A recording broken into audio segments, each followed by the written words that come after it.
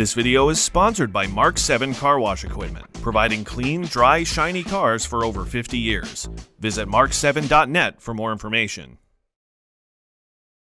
Hello and welcome to Newsmakers, the video series that takes you beyond the car washing and detailing headlines.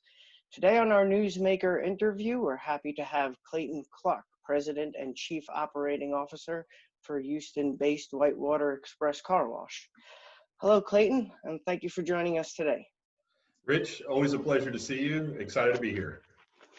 Sounds good. Well, today we're here to talk about WhiteWater's continued expansion and a recent management addition. And Clayton, why don't we first start off with that exciting news, acquisition news. Congratulations. Can you tell us a little bit more about the chain's acquisition of Landshark Express Car Wash? And then as a follow-up, what makes the Dallas-Fort Worth area so attractive for your chain? Well, we are here at WhiteWater really excited about the acquisition of Landshark. Rob and the ownership team were absolutely terrific to work with. They built a really great facility. A lot of the things when we build a car wash, they had already instituted. They were first-time car wash owner-operators. So I was very impressed on how smart they were and all the research that they did. Absolute pleasure to work with from an ownership group during the acquisition process. And I'll tell you, they did a heck of a job with employees. We were able to, when we do an acquisition, Rich, one of the most important things for us is the employees. That's quite honestly brick and mortar equipment. I'm sure, as everybody knows, that's kind of easy to go get. But to have a great staff and what they instituted there was really a pleasure. And we've done several acquisitions over the past 18 months. And I can tell you that having great employees is one of the key points that we look at. To the second point of that, the Dallas-Fort Worth market, we got into there last April and with the acquisition of the Legends chain. And we really like that market. As you know, the DFW market's a huge market. We then did a deal and acquired another acquisition, 3-chain operator Rev. They're in the market, gave us 7, a really good footprint there. With this Landshark acquisition, it gives us 8. We also have plans for 4 additional greenfield opportunities there, as well as we're continuing to expand in that market. We have another single site operator that I can't really let you in on yet, but we'll be doing that acquisition in the next 30 days, which will take us to 9 in that market. And we really see a line of sight in the DFW market between 18 to 22 locations. And we really want to have a strong foothold there. We want WhiteWater to be a very common brand there that the people of Dallas-Fort Worth, we're their car wash option. So we're really going to work hard at that. All right, sounds good. Well, it sounds like a great acquisition with Landshark, and we look forward to more exciting news coming from WhiteWater. So speaking of exciting news, we see that Henry Schein was recently added to lead the company's greenfield development, acquisition, and partnership efforts. What is his role at the company, and how will his background help accelerate your chain's planned growth? Well, his background is he did a lot of private equity in his background, a lot of let's call it private equity banking world. We don't hold that against Henry. We've actually car washed him up a little bit. When you get some of the guys who've come from that private equity banking background, we run them through the car wash a few times, on top of a hood. That really kind of gets the car washing in his blood, and Henry's absolutely done that. We were fortunate enough to bring him on from his previous company. We got to know Henry a little bit on a deal that we were working on. And quite honestly, after getting to know Henry and Henry getting to know the WhiteWater way and culture, an opportunity presented himself. And I got to tell you, when you can bring we'll call it a Michael Jordan type talent into your company, you absolutely jump on that. And obviously I'm referencing Michael Jordan because of my age, the GOAT, but he's got that kind of talent. And he is going to help us with our M&A pipeline, and not only looking in where we're currently at, but in different types of markets. The other thing that brings why we brought Henry on is his operational knowledge. He's got a really fresh perspective on operations. He's not just a pretty face behind the scenes of an M&A type thing. He also understands the car wash industry. Young guy, throws himself into it, high energy, lives it, eats it, and breathes it. One of the things I'd also talk a little bit about, Rich, about the WhiteWater culture. We're a leadership company, and though we have titles, we believe in kind of a linear leadership approach where, we're all on the same playing field, meaning there's not a whole lot of hierarchy here. Our team leads are just as important as, a chief development officer, as is an area director, an owner, et cetera. And I think that really attracted Henry to this company. And we're all Swiss Army knives. So we all have several different roles. He's not a title guy. There's a lot of people out there that, really hang on to a title, if you will. We internally talk about a me person versus a we person. Me people are very selfish. Henry is a we person. He's all about our team. He's fit very well into our culture. We're very excited to have him. So, and by the way, in a very short amount of time, Henry Schein has made a pretty dadgum good name for himself in our industry. And he knows a lot of people, and he's got the respect of a lot of people. And I can also say this, I don't think I'm sharing any kind of secrets, but he had some opportunities and with maybe some bigger, we'll call it, chains, and chose to join our team. So that tells you something right there when you can get an all-star like him on your team, that WhiteWater's doing some special stuff. Sounds good, and certainly has the last name to fit the industry. So that's right, yeah, and we'll let him know his code name or his call sign, like in the old movie Top Gun, is Tire Shine. So when you guys see him around on the floor and stuff, don't give him a holler, Tire Shine. He'll turn right around. All right, sounds good. Well, we see WhiteWater continue to grow in regional pockets, primarily in Texas and Oklahoma. So will this regional growth approach continue through 2021? And if not, what other states might be included in your planning here moving forward? Yeah, and one of the things I think is very important to note that we want to be different than, I don't want to say most operators, but what we're doing, we want to build a great company. We want to be in a market. We want to expand to that market very smart.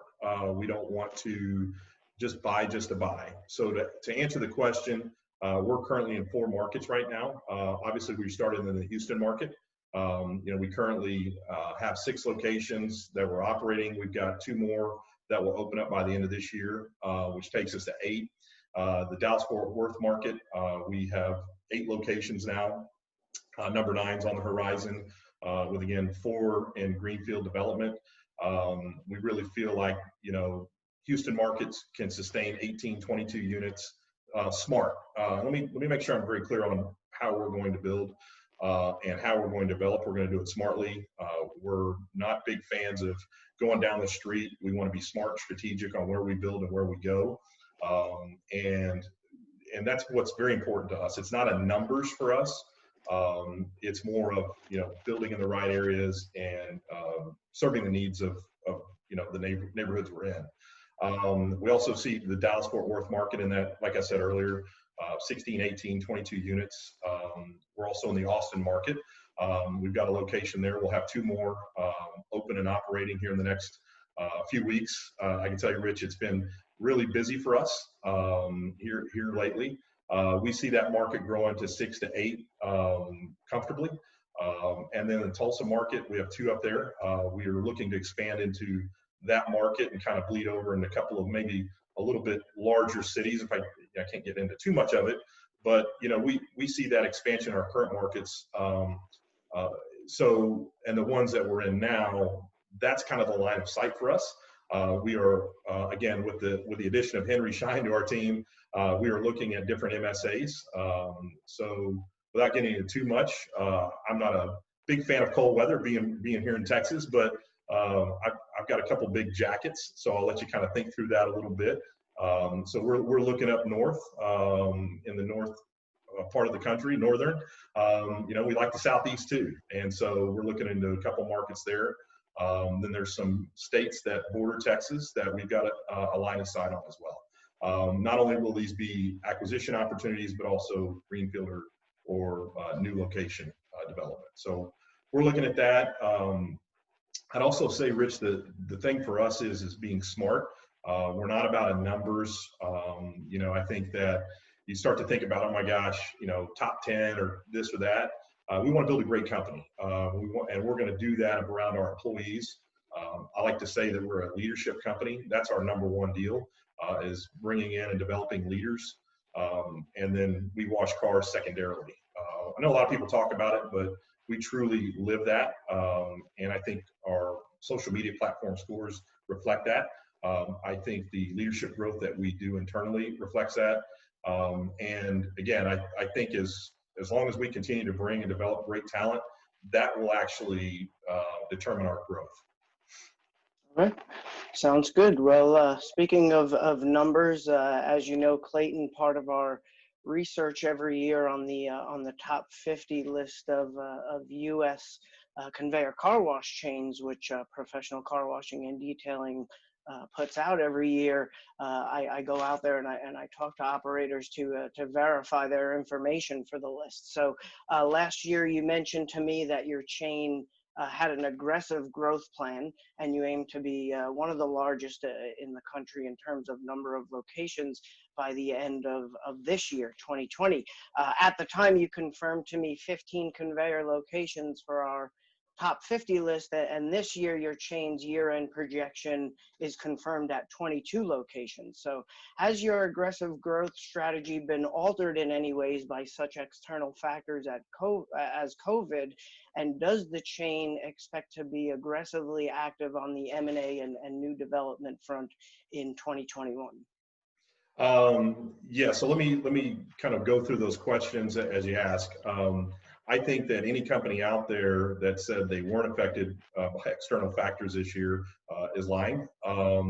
We were, just like any other company out there, not only car wash related, but in all businesses and aspects of it. We, back last year, we had some acquisition opportunities, quite honestly, that didn't fit our model. We thought were initially, but we didn't feel like it fit and lined up with what we were looking for. So like I said a little bit ago, for us, it's building a great company, not we'll call it an EBITDA company or a numbers company. So that was part of the reason for us to kind of pause a little bit last year. As we headed into this year, we've opened up, by the end of the year, we'll have 6 new units opening, or excuse me, 8. 6 of those were post-COVID that we opened up. So we're excited about that. And when COVID hit, and just like everybody else, our priority number one was our employees.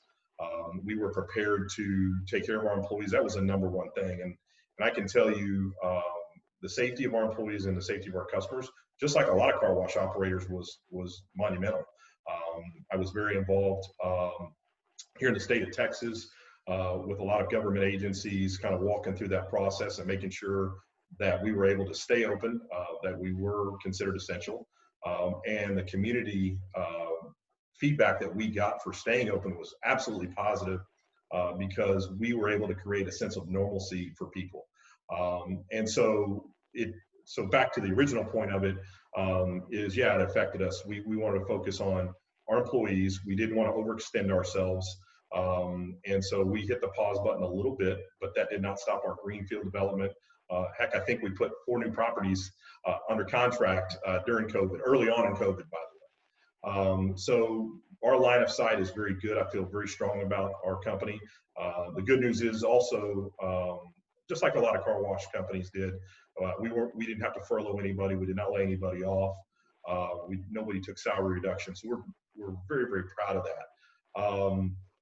As the future, as we go ahead, like I alluded to earlier, we have some things in the pipeline from an acquisition M&A perspective that we're very excited about.